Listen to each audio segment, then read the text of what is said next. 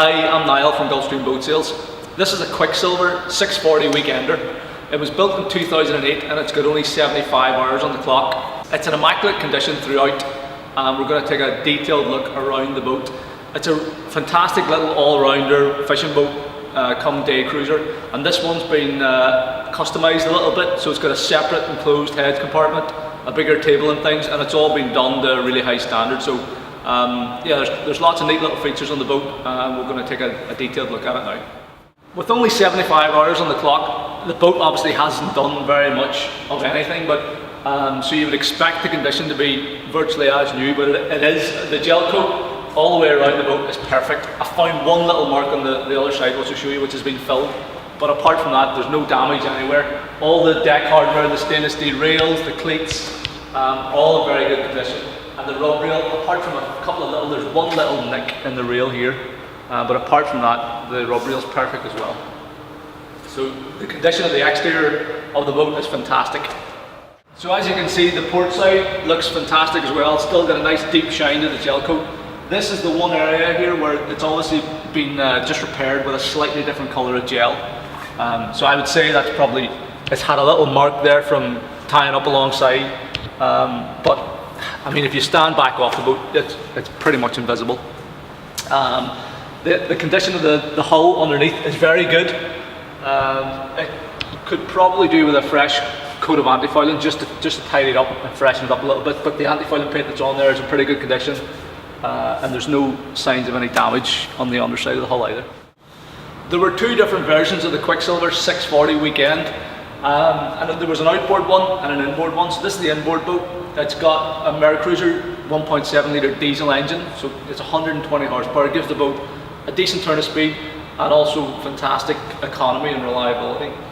The benefit of the inboard boat is that you get a full width swim platform across the stern, and also inside the boat you've complete access to the transom without an outboard well getting in the way. So yeah, the swim platform is about 18 inches deep. The overall length of the boat, including that platform, is just under 24 feet, so it's quite a substantial sort of boat, and it's just over 8 foot 4 inches wide. We've got a folding stainless steel swim ladder here on the port side, and we've got a beefy outboard bracket here over on the starboard side. This will carry up to probably about a 10 or 15 horsepower 4-stroke outboard. It's spring loaded, it's height adjustable, and it's good where it's mounted on a dedicated little pad here. It's out of the way of the platform, so you can still use that as well. As I said, this boat's fitted with that Mercruiser diesel engine, and it's matched up to the Alpha 1 stern drive leg. The engine is in immaculate condition, which we'll see in a second.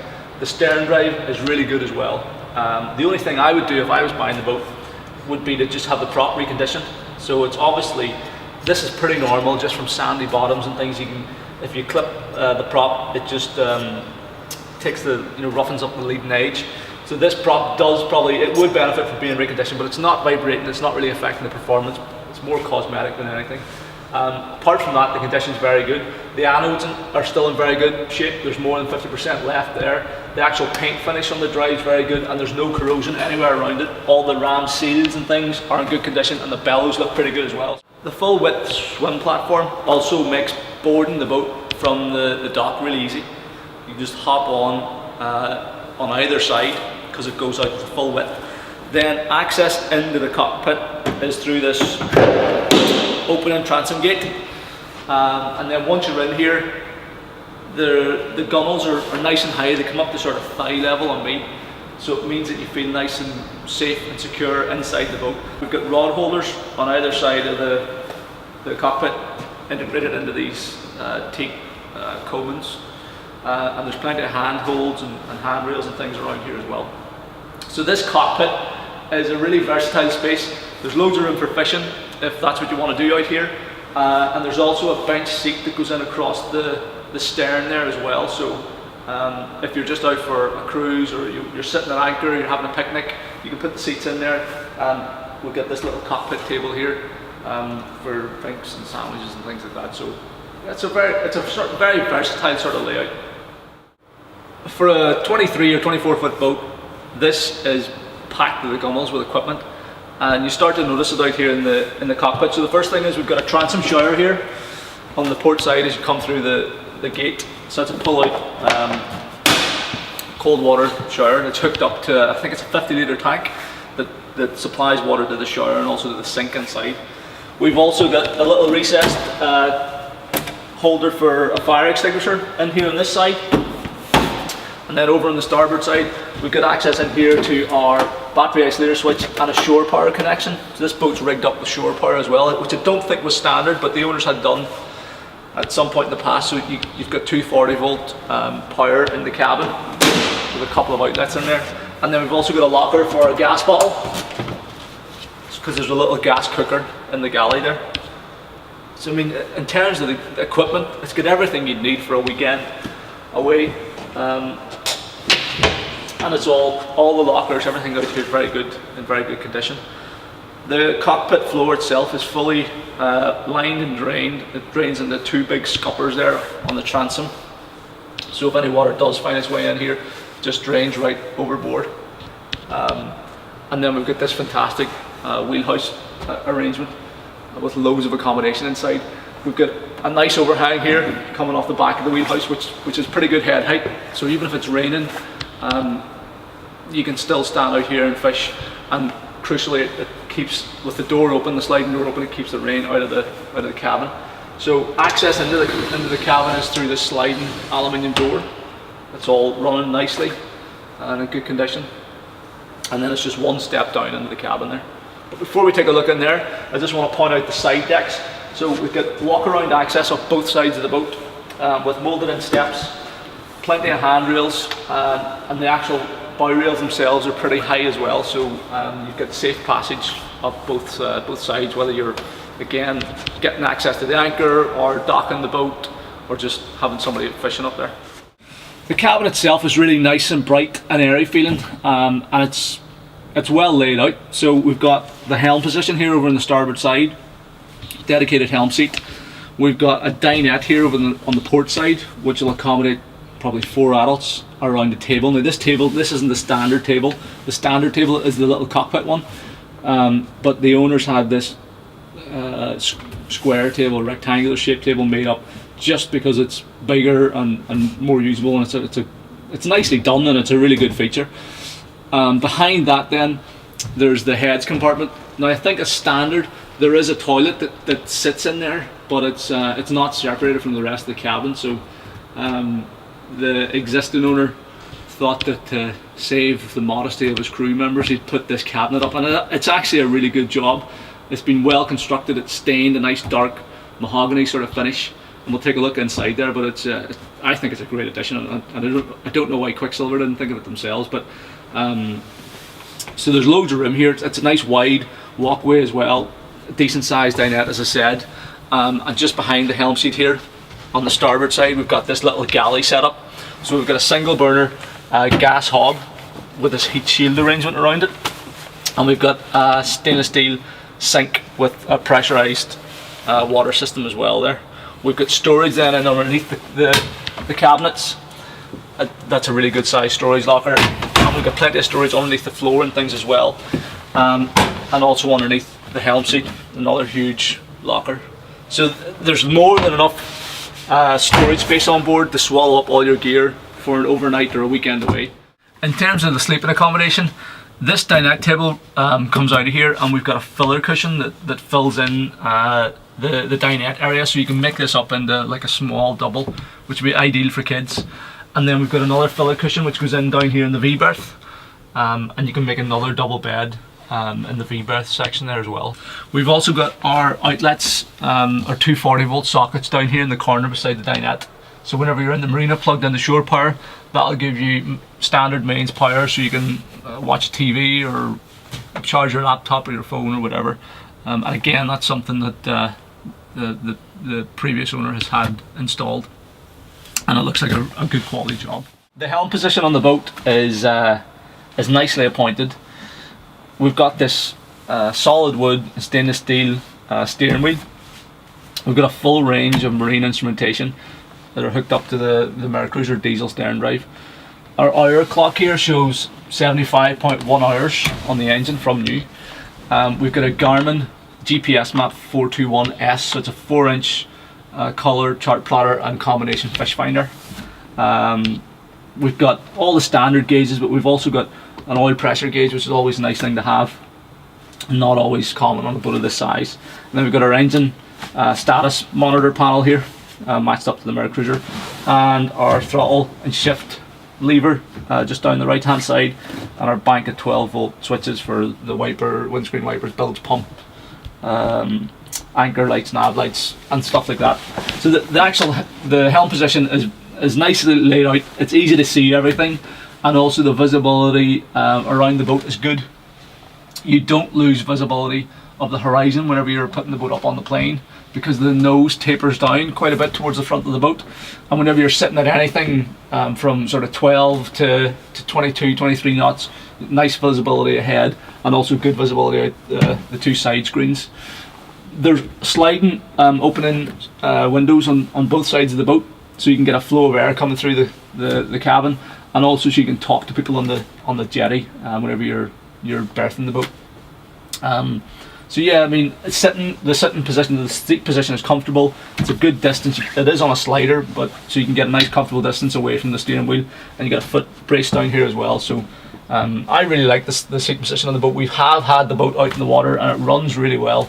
Yeah, like I said, you could easily make extended passages from this helm position in complete comfort. Performance-wise, the boat runs at around about sort of 17 to 18 knots at 3,000 RPM, which is a comfortable sort of cruising speed, and it's probably an economical speed as well. And if you want to push the boat on, it will rev out to, I think, around about 4,200 RPM, and at that speed it's doing about 25 knots or something. But the boat's happiest at around sort of 17 to 20 knots, and you're making good progress. It's sitting nicely in the water. It sits fairly level in the water, so you take the waves sort of at the bow, which means it's a nice comfortable ride. And yeah, with the 1.7 litre diesel engine, the fuel economy is going to be fantastic as well. So really nice performing boat. You can see footage of the engine starting, and also how the boat runs in the water as well, to give you a better idea.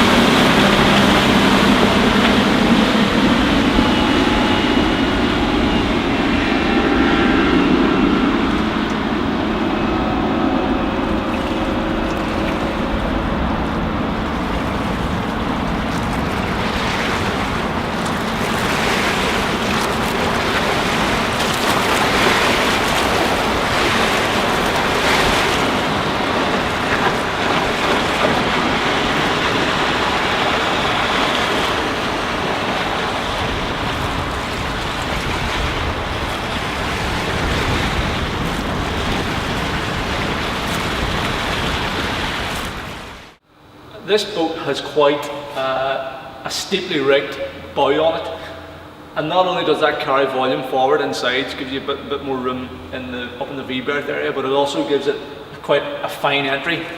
So whenever the boat's running in the water, you'll see from the video, but it sits fairly level, and this is where the waves are meeting the hull, so it gives it a nice smooth ride. It cuts through the chop pretty well.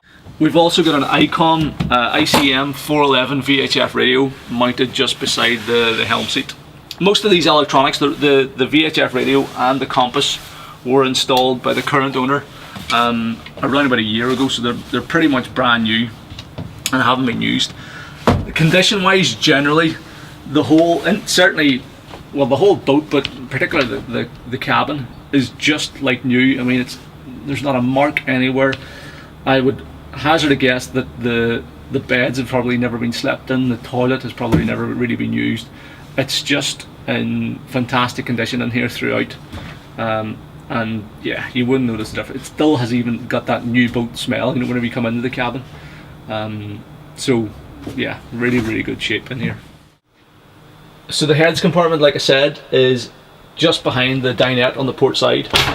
It's been built into this, or this cabinet enclosure has been built around it, which gives it brilliant privacy. It's a manual pump out Jabsco heads.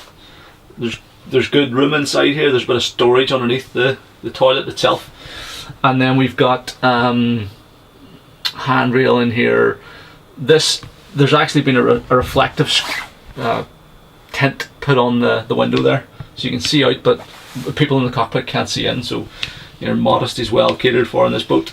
And just having this is a huge bonus to a lot of people with young families and things, or if you're going away with a group of people on board for an extended day trip or extended fishing trip. Just the knowledge that you have a fully enclosed heads compartment is a huge added bonus. Here's another one of our storage lockers in underneath the floor. We've got the shore power cable down in there, and you can also see the fresh water pump, and there's access to the fresh water tank. But again, you can just see how clean that locker is. It's completely bone dry, and there's no sign of any high water mark or anything in there. Just again, it's evidence of the fantastic condition that this boat's in. Engine access in the boat is really straightforward. You just lift the engine hatch. It's on a couple of gas assist struts.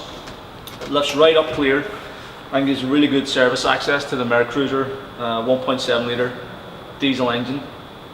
As you can tell, the engine looks like brand new. It's only done 75 hours. It's in fantastic condition. There's not a single spot of corrosion or dirt in there at all. It's running really good. You'll see for yourself from the video just how easily it's starting and how well she runs underway. Service access is very good all the way around the engine, and for your daily checks you've got all your fluid levels, your gear lube bottle, your coolant level, power steering fluid, the engine dipstick, everything's sitting at the front of the engine. It's nice and easy to keep a visual check on everything. This is a really fuel efficient and reliable power plant, provided it's not abused. You know, this engine is designed to run at around about 70% to 80% throttle the majority of the time, you know, 90% of the time. And if you look after it and use it in accordance with the manufacturer's recommendations, it will run for thousands of hours, you know, and it's a very good power plant for a boat like this. And like I said, at about 3,000 RPM, the boat runs at 18 to 20 knots, and the engine's nice and happy. It'll run all day long, and it's really easy on fuel as well. So I really like these. We've sold quite a few boats with that power package in there, and like I said, provided they're looked after, they never give any trouble at all. So this one is a cracker. Just looks really good shape. Hopefully that gives you a really good idea of the spec and the condition of this Quicksilver 640 Weekend. I think it's a fantastic little boat, whether you're looking for something to go fishing with, work as a day cruiser, or even a weekend boat where you can go away with your family and spend a night or two on board. This boat does it all. It's just under 24 feet long, so it's a decent size. It handles well in the coastal conditions around the UK and Ireland, but it's not too big. It's easy to manage, so it's easy to handle around the dock. You can launch and recover with ease, and it's also manageable for towing as well. but at the same time it has everything you need for extended stays away, with the gas cooker and the pressurized water system, the separate enclosed toilet compartment. She's got 4 berths in her. It's just a perfect little all-rounder. This one is 2008. It's only got 75 hours on the clock. The engine bay is immaculate. The condition throughout is really top notch. I think you'd struggle to find one as clean as this. And whenever you throw into the equation the fact she's got the diesel motor and she's on a twin axle trailer, it just ticks all the boxes. So if you're interested in the boat, if you want to find out more, or you want to arrange to have a sea trial on her, please don't hesitate to get in touch. Just give me a call or drop me an email or fill out the callback request form on the site, and I'll give you a shout at a time that's convenient. Thank you for watching.